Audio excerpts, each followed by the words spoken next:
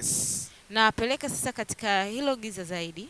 It is a place where not many people have been. Ni sehemu ambako sio watu wengi wamekuepo humo. This is where only the people with eyes in the spirit that are sharp. Hii ni kwa wale tu ambao wana macho ya kiroho yaliyo makini sana. They've been able to see these things. Wamekuwa na uwezo wa kuona haya mambo.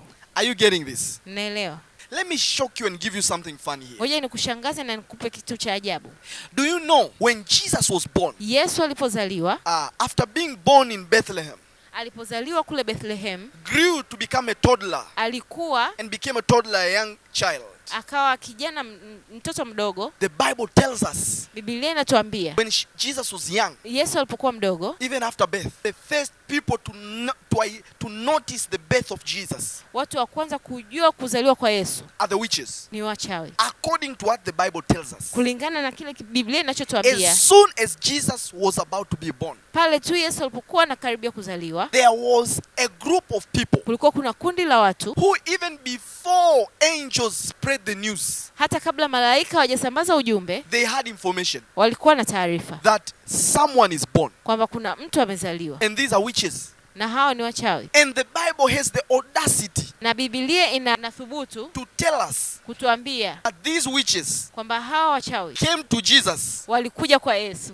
and gave offerings. na wakatoa sadaka. I know you call them magis. Najua tunawaita mamajusi. Do you know who are magis? Unajua ni nani mamajusi? Ni kina The nani? word magis Neno mamajusi is coming from the word magic. inakuja tokea kwenye neno mazingaumbwe. Those were people who they were called wanajim, in other words. Hao ni watu wanaoitwa wanajim. Are you hearing me? Mnanisikia? They have knowledge on how to study the stars, wanao maarifa namna gani ya kusoma nyota and convert what the stars are saying, na kujua na kubadilisha zile nyota zinasema nini, put it in the spiritual realm, na kuweka katika ulimwengu wa roho, and be able to know what's taking place in the spirit. na kujua ni kitu gani kinachoendelea katika roho. Do you know the Bible puts them in the same group as witches? Biblia inaweka katika kundi la wachawi. Let's go to the book of Daniel. Twende kwenye kitabu cha Danieli. Daniel 4:7. Daniel 4:7. Then came in the magicians, ndipo wakaingia waganga and the astrologers. na wachawi. Do you see that? Naona hiyo? The Chaldeans, Na wakaldayo and the soothsayers. na wanajim. And I told the dream before them, Nikawahadithia ile ndoto, but they did not make known unto me the interpretation thereof. wao wasiweze kunijulisha tafsiri yake. When Daniel interpreted the dream of Nebuchadnezzar,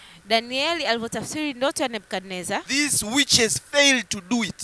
hawa wachawi walishindwa kufanya hivyo. And in the group of witches, Na kwenye kundi la wachawi there are magicians, kuna watu waganga, there are astrologers. kuna wachawi They are called astrologers. wanaitwa, And in Hebrew, the word astrologer is ashaf, which means to conjure or to practice sorcery. Sindo waliokuja kumuona Yesu, the ones who came to see Jesus walikuwa wanajimu. walikuja kumuona Yesu walikuwa They wanajimu. were astrologers who came to see Jesus, Ni wanajimu walikuja kumuona Yesu because they studies the star. kwa sababu wanasoma nyota. And the Bible tells us Na Biblia inatuambia these are witches. hawa ni wachawi. You see that? Naona So hiyo. imagine witches were the first to identify Jesus. Waza sasa, wachawi ndio walikuwa wa kwanza kumtambua Yesu. Do you think you can play around with them? Nadhani unaweza ukacheza nao. One man of God told me something very profound. Kuna mtu mmoja wa Mungu aliniambia kitu cha ajabu. He said, Alisema, you are not a man of God wewe sio mtu wa Mungu until a witch comes to you hadi mchawi aje kwako and admits na kukiri you are powerful than them. kwamba una nguvu kushinda wao. You know, he said, you are not a man of God. Some of you are saying you are a man of God,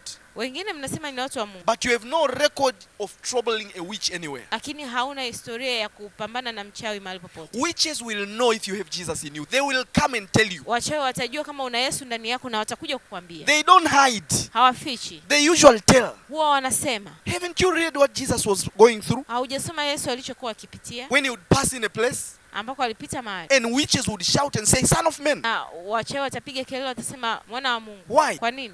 They know when there is power, they acknowledge. Wanajua pale penye nguvu wanatambua. Are you getting what I'm saying? Unasikia? Unajua? So if you are living in an environment where there are witches, kama unaishi kwenye maeneo ambako kuna wachawi, and not one day you saw any of them na hata siku moja hujawahi kumwona hata mmoja wao admitting you are troubling them, ukiri kwamba unawasumbua, hey, you have been bewitched already. Umeshalogwa tayari. You're already done.